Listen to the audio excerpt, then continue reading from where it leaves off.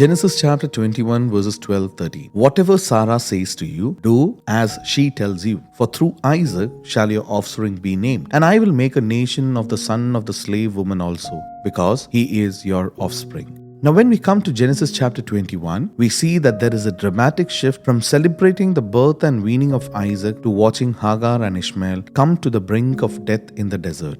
Hagar and her son have always been a burden to Sarah, but now she's had enough and urges Abraham to send the slave away. Abraham, we see, is deeply bothered at the thought of never seeing his son again.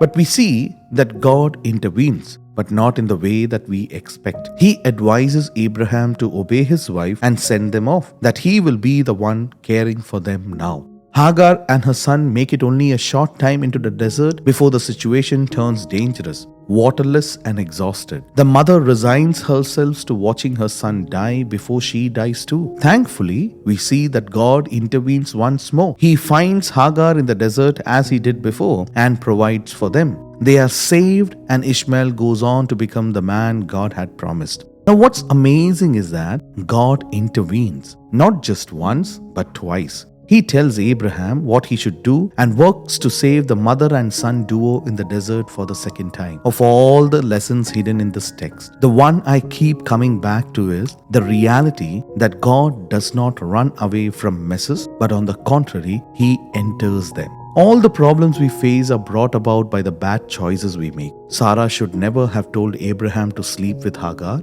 Ishmael should never have picked on Isaac. Abraham should not have let the turmoil in his family reach this point. It was their shared fault, but God acted anyway. So often we feel trapped by our own bad choices and rash decisions. Then when we try to pray or ask for help, all we feel is a mountain of guilt. We are the ones who got ourselves into this mess, so we should be the ones to get ourselves out. God doesn't see it that way. God sees our mess as His mess too. And God is waiting for us to ask for help. That's the God we serve, and that's the God waiting for you to ask for help. God doesn't run away from messes. He runs toward them. If that had not been the case, there would have been no cross to bring us out from the miry clay. Take up the challenge. God sees my mess and attends.